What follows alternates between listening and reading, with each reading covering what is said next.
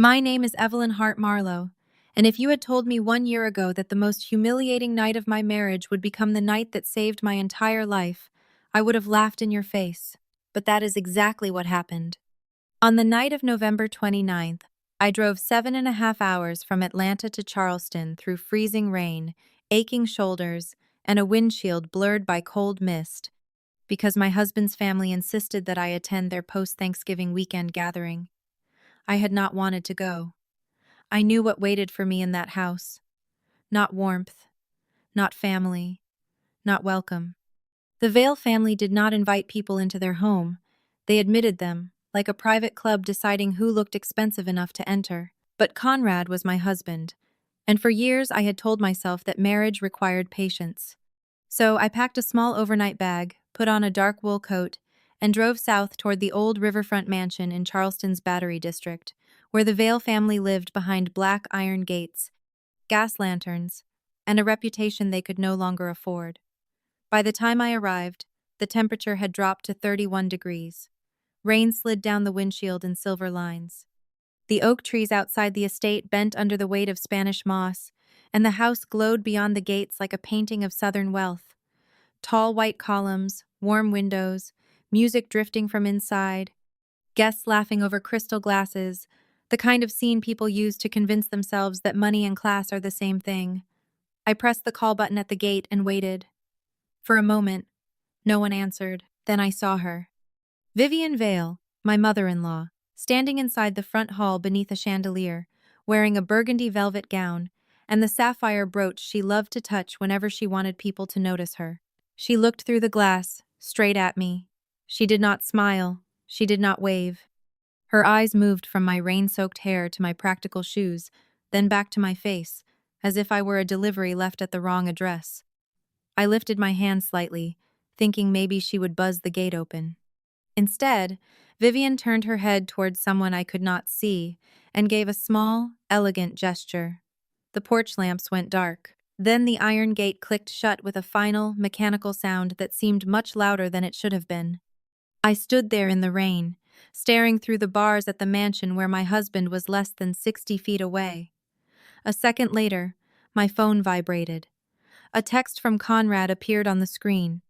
"Mom says tonight is more about family image. Maybe you should stay at an inn and come back tomorrow when everyone is less tense." I read it once, then again. I remember the rain soaking through the shoulder seams of my coat. I remember the cold moving down the back of my neck. I remember the strange silence in my chest when something inside me finally stopped trying. Conrad did not come outside. He did not call. He did not even pretend to be torn. He simply hid behind his mother and sent his wife into the cold, because I did not fit the picture they wanted to show their guests. A different woman might have screamed. She might have shaken the gate until someone noticed. She might have called him 20 times, begging him to come outside and explain how he could do something so cruel. But I am not built that way. I investigate financial fraud for a living. I spend my days watching liars smile while their numbers betray them. I have learned that the loudest person in the room is rarely the most dangerous. The dangerous one is the person who stops speaking and starts documenting. So I did not cry. I did not answer Conrad's text.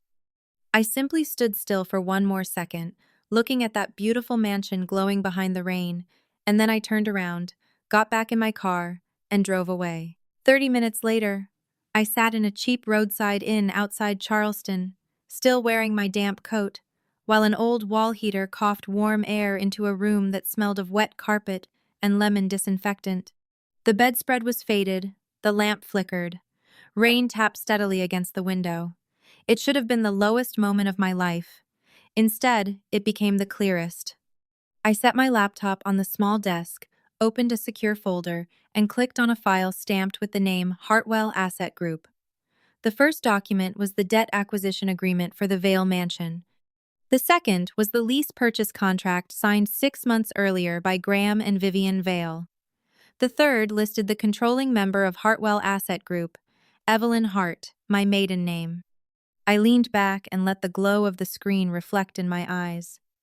The Vales had just locked me out of a house they did not truly own. 6 months earlier, That mansion had been days away from foreclosure. Vivian's charity luncheons, Graham's old legal connections, Sloane's rented designer lifestyle, Conrad's fake founder persona. All of it had been financed by debt, stacked on top of more debt, until the bank finally stopped pretending. Conrad came to my Atlanta apartment on a rainy Tuesday night and cried at my kitchen island like a broken man. He told me his parents would be destroyed if the house went to auction. He said Vivian would never survive the humiliation. He held my hands and promised that if I helped them, he would protect me. He promised that no one in his family would ever disrespect me again. I believed enough of him to help, but not enough to be foolish. I did not write a check to his parents. I did not transfer money into Conrad's accounts. Instead, I used Hartwell Asset Group to purchase the distressed debt through an attorney. The Vales were told that an anonymous investor had acquired the mortgage and agreed to let them remain in the house under strict terms. They signed a dense lease purchase contract without independent counsel because arrogance is expensive, and they were too proud to admit they needed advice. If they had read it, they would have seen the clause that mattered most. One missed payment, no grace period, immediate default, and the right for Hartwell to begin recovery proceedings. They thought they had been rescued by old money. In reality, they had been rescued by the woman they treated like an embarrassing accessory. That night in the inn, I reviewed every clause again. Then I closed the laptop and listened to the rain. I did not know yet exactly how they would fall. I only knew they had finally crossed the one line they could not uncross. Morning came gray and cold. I woke before sunrise, stiff from barely sleeping, and reached for my phone. For one foolish second, some old part of me expected an apology from Conrad. Maybe a weak one, maybe a selfish one. Maybe something like, "Mom was out of line, but you know how she gets." Instead, I saw a banking alert. At 2:16 a.m., Conrad had withdrawn $8,700 from our joint account. The memo line read, "Sloane emergency." Sloane Vale was Conrad's younger sister, 28 years old, an influencer with 146,000 followers and no visible source of income that did not involve someone else's credit line. She sold an illusion of Charleston luxury, yacht mornings, silk dresses, antique mirrors, champagne breakfasts, captions about grace and legacy. I knew better. I had seen her financial documents when Conrad once asked me to help her organize things. Sloane had credit card balances that could choke a horse. Her designer bags were rented. Her Range Rover cost $1,450 a month, and she could barely keep gas in it without help. I opened Instagram. There it was, a perfect photograph posted less than an hour earlier. The Vale family in front of the fireplace. Vivian wearing the sapphire brooch, Graham holding a glass of wine, Conrad standing behind his mother like the loyal heir, Sloane in a silver silk dress, head tilted just enough to look wounded and beautiful. The caption said, "Protecting family peace means keeping toxic energy outside." The comments were already filling with hearts, prayers, and strangers, praising them for having boundaries. I stared at that word. Boundaries. They had left me outside in freezing rain, then used my money to photograph themselves as victims. I traced the transfer. The money had gone directly to Sloane's account. The dress, the photographer, the makeup artist, the staged holiday image, all of it had been paid for with funds Conrad and I kept for household obligations. Then I opened the Hartwell payment portal and saw the failure notice. The Vale's monthly payment of $6,250 had been scheduled to withdraw that morning. It had bounced. Conrad had moved the money meant to keep his parents in their mansion so Sloane could buy herself another lie. I stared at the red failure notice, and for the first time in 24 hours, I smiled. Conrad thought he had stolen from me. What he had actually done was trigger the default clause. I called Adrian Cole, my property attorney, before my coffee was even cold. Adrian answered on the third ring, his voice sharp and awake, as if he had been expecting disaster for months. I told him the tenants had missed their scheduled payment, that the account had been drained for a personal transfer, and that the lease had no grace period. He was silent for a moment, then asked, "Do you want a warning letter, or do you want the contract enforced?" I looked at Sloane's perfect photo on my phone, at Vivian's brooch shining like a stolen moon over her heart, at Conrad's cowardly text still sitting unanswered beneath it all. "Enforce it," I said. "All of it. I packed my bag and prepared to drive back to Atlanta, but the windshield had iced over during the night. I needed the scraper I had left in Conrad's car weeks earlier. Returning to the Vale mansion was the last thing I wanted, but the roads were dangerous, and practicality has saved me more often than pride. I drove back to the Battery just after sunrise. The house was quiet, no music now, no guests, just the pale morning light over the wet brick and black gate. Conrad's car sat near the side drive, unlocked by the spare fob I still had. I opened the door, reached under the passenger seat, and felt not the scraper, but a thick envelope wedged beneath the mat. Normal wives might have left it there. But normal wives do not spend their careers finding the thing someone hoped no one would find. I pulled it out. Inside were statements for a business credit card tied to LumaCare Systems, Conrad's so-called medical technology startup.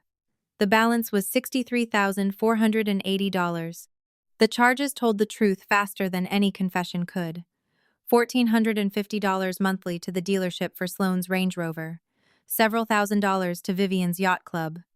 Catering deposits. Liquor orders. A charge for $18,900 from a Charleston jeweler. The item description: sapphire and diamond brooch, antique setting.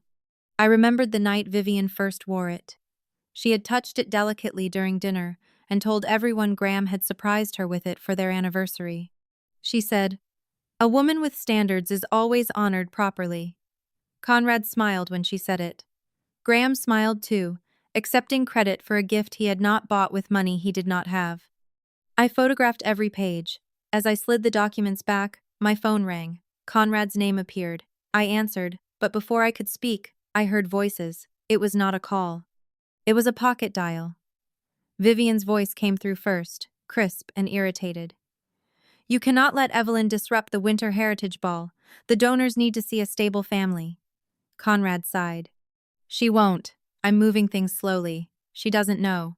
She's good with paperwork, but she doesn't understand startup financing." Vivian laughed softly. "After you secure the new investment, divorce her. Someone like Evelyn was never meant for this family." For a moment, I sat perfectly still in the cold leather seat of Conrad's car.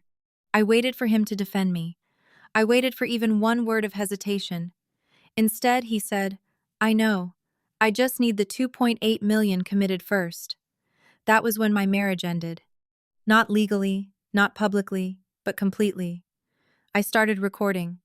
Conrad had just admitted he was hiding assets and planning to discard me after using my financial stability long enough to keep his family alive. I sent the recording and statement photos to Adrian with one message: expand the case. Then I drove back to Atlanta in silence, letting 7.5 hours of highway turn pain into strategy.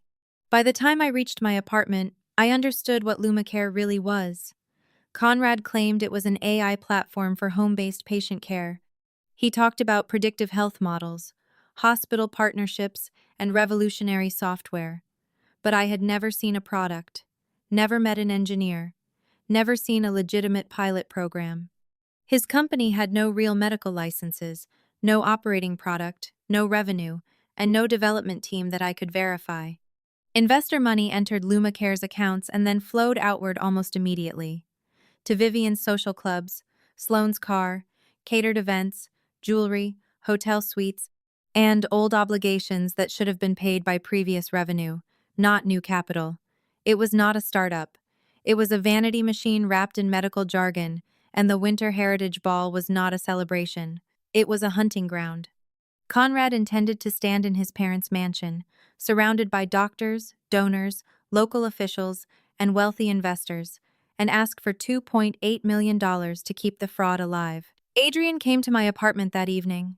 We spread the evidence across my glass dining table: the bounced Hartwell payment, the $8,700 transfer, the business credit card statements, the brooch receipt, the pocket dial recording, the LumaCare cash flow. Adrian read in silence. Then he looked up and said, "This is not just a divorce problem." "No," I said. "It is not.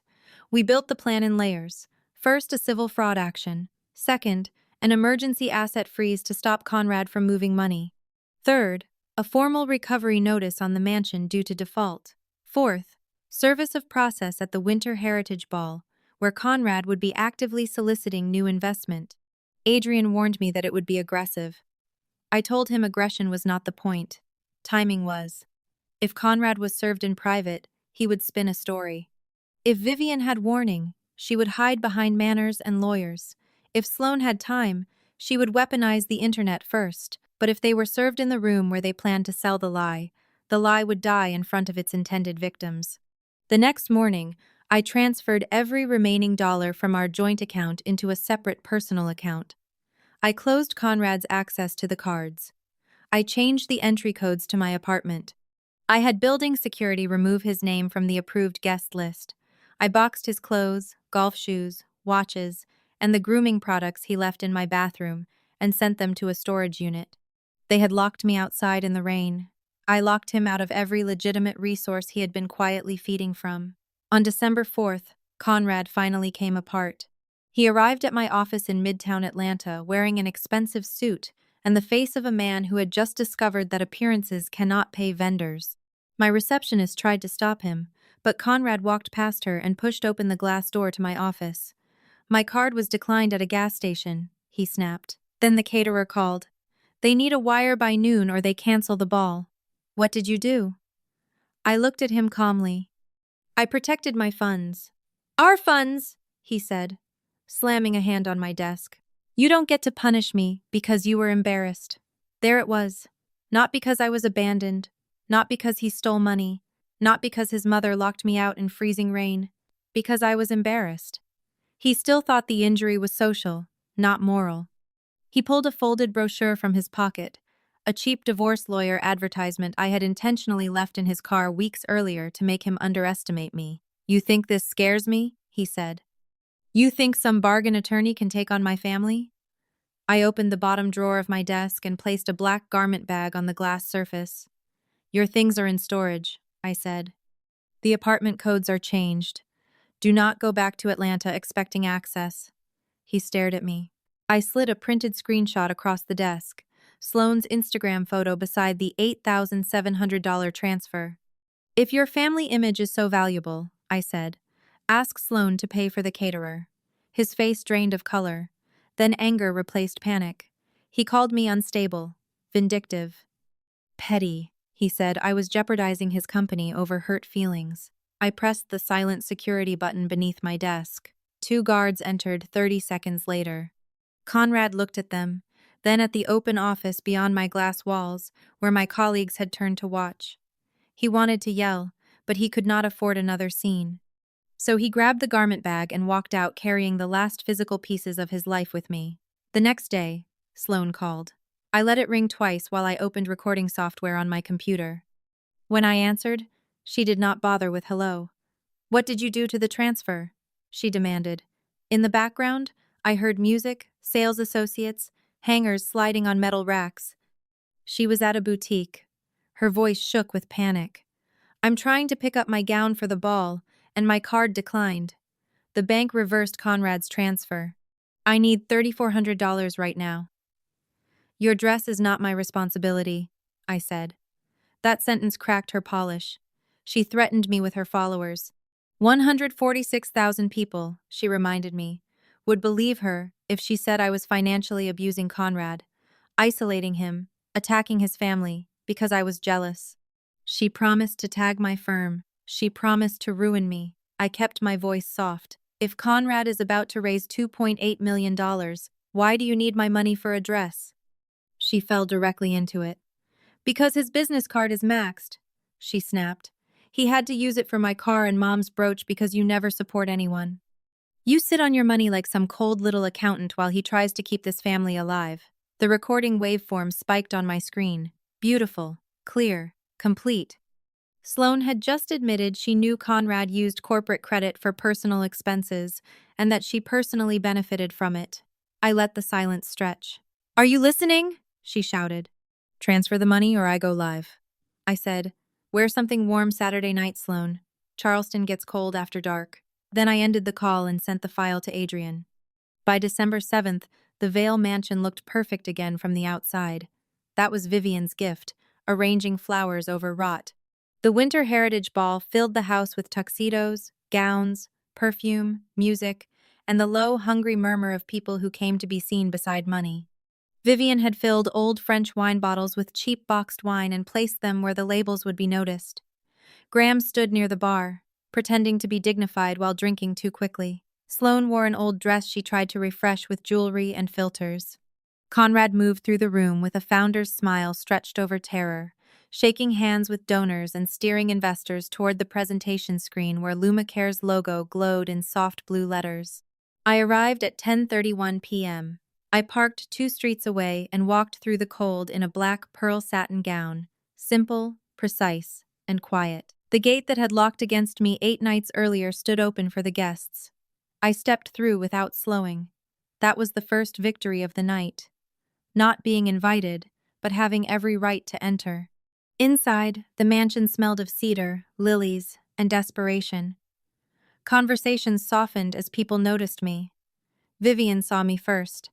Her face sharpened. Conrad turned a moment later, and panic crossed his expression so fast he could not hide it. He hurried toward me and grabbed my arm. "Leave," he whispered. "Not tonight." I looked down at his hand until he released me. "This is your last chance to tell the truth," I said. He swallowed. Behind him, Vivian approached like a queen hearing a servant had used the wrong door. "You are not welcome here," she announced loudly enough for the nearest guests to hear. "This is my home, and you are trespassing." People turned. Conrad closed his eyes, realizing too late that his mother had done exactly what I needed. Vivian raised a hand and signaled the musicians to stop. The room fell silent. She thought silence belonged to her. It did not. "Vivian," I said, "be careful with the phrase 'my home.'" She laughed, brittle and theatrical. "Security, remove her." 2 hired guards began moving toward us. I did not step back. I walked past Vivian, past Conrad, and toward the presentation area where an audio-visual technician sat beside the equipment. I handed him a flash drive. "Input 2, please." He hesitated only long enough to decide that the woman in the expensive gown sounded more certain than anyone else in the room. The Lumacare logo vanished. In its place appeared a spreadsheet: bank transfers, dates, recipient accounts, investor deposits, personal expenses. I stepped to the microphone. "Good evening," I said. My voice carried through the ballroom, calm enough to frighten the people who understood calm. "My name is Evelyn Marlowe. I am Conrad Vale's wife. I am also a financial fraud investigator. Before anyone in this room writes a check to Lumacare Systems tonight, you deserve to know where your money will actually go." The first slide showed Lumacare's claimed operations beside its verified assets. No licensed product. No hospital contracts. No active engineering payroll. No medical device filings. No revenue. The second slide showed the business credit card balance, $63,480. The third showed the charges: Sloane's Range Rover, Vivian's Yacht Club dues, catering, personal travel, then the brooch, $18,900, disguised as a medical prototype expense.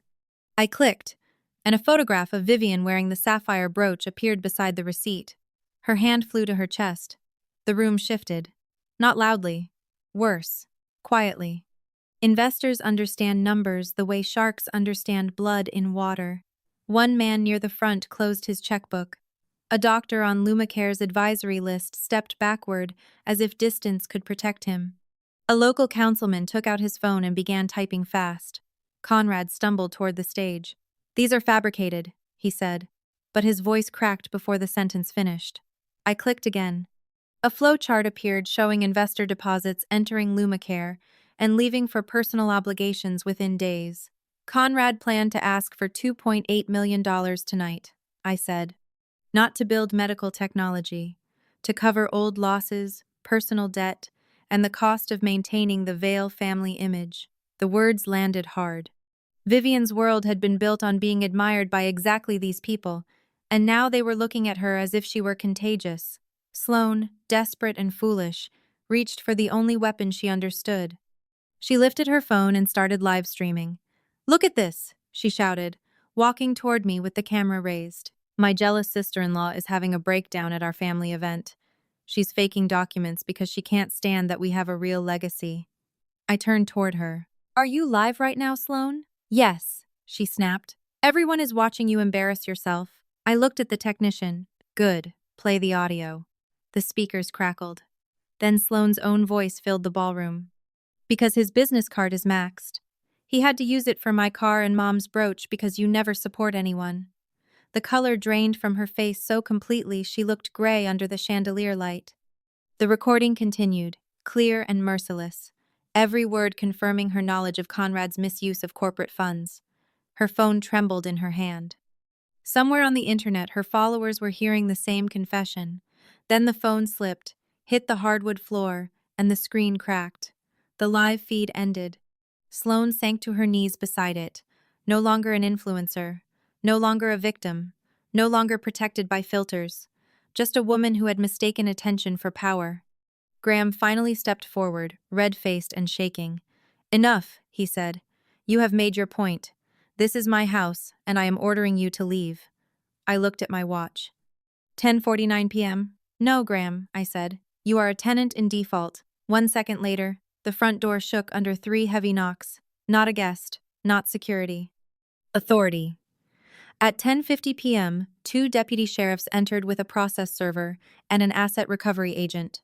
The room parted for them as if everyone knew history was arriving with paperwork. The process server called the names clearly. Conrad Vale, Vivian Vale, Graham Vale. He handed each of them a thick packet. You are hereby served with a civil fraud complaint, an emergency asset freeze, notice of default, and recovery proceedings regarding this property, and related orders issued in connection with Hartwell Asset Group. Conrad stared at the papers. His eyes moved over the plaintiff's name, Evelyn Marlowe, then the company name, Hartwell Asset Group. I watched understanding destroy him from the inside out. No, he whispered. The investor that bought the mortgage was anonymous. Not anonymous, I said. Just underestimated. Vivian turned on me, but before she could speak, the asset recovery agent stepped in front of her. Mrs. Vale, the sapphire brooch is listed in the recovery order as property purchased through fraudulent corporate credit. You may remove it yourself, or the deputies can assist. Her fingers clutched the brooch. That piece of jewelry had been her proof that she still belonged to the life she performed. Now it was evidence. Slowly, with shaking hands, she unclasped it. The agent sealed it in a case. And just like that, Vivian Vale became what she had always feared being: ordinary, exposed, and watched. I reached into my clutch, pulled out a set of keys, and placed them on the nearest table. The sound of metal against glass cut through the room. Property management arrives Monday at 9, I said. Take only what belongs to you. Then I walked out. I did not shout. I did not cry. I did not look back. And if you have ever been underestimated by people who mistook your silence for weakness, take a second right now to like this video, subscribe, and tell me in the comments where you're watching from. Because stories like this are not just about revenge. They are about the moment someone finally remembers their own value. 3 months later, the Vale Mansion was no longer the Vale Mansion. Hartwell Asset Group completed recovery, renovated the property, and sold it at a profit large enough to make the entire ordeal look, on paper, like a successful investment. Conrad's company collapsed under investigation. Lumacare Systems was exposed as an empty shell. Investors demanded restitution. Accounts were frozen. Lawyers circled. Conrad moved into a small apartment outside Columbia and discovered that charm does not impress federal investigators. Sloane's live stream went viral, but not the way she imagined. Brands dropped her. Rental services closed her accounts. Her followers turned her confession into clips, edits, jokes, and warnings. Last I heard, she was managing evening shifts at a cosmetics store, explaining return policies to women who did not know she once pretended to own half of Charleston. Vivian and Graham vanished from the social calendar. The yacht club revoked their membership. Invitations stopped. Calls went unanswered. They moved into a modest townhouse far from the Battery, where no one cared about their last name. As for me, I returned to Atlanta. My firm promoted me to Director of Financial Investigations. One afternoon, as sunlight cut across the glass walls of my office, my phone buzzed with a message from an unknown number. Evelyn, I lost everything. I know I hurt you. I still love you. Can we talk? Conrad. I read the message once. I felt no rage, no triumph, no grief, only space. Clean, quiet space. I blocked the number and placed the phone face down on my desk. The Vales once locked me outside because they believed I did not belong in their world. They were right. I did not belong in a world built from debt, deception, rented luxury, stolen money, and cruelty dressed as class. I belonged somewhere stronger, somewhere honest, somewhere entirely mine. They shut a gate in my face on a cold November night, thinking they had kept me out. But in the end, all they did was show me exactly which doors I never needed to walk through again.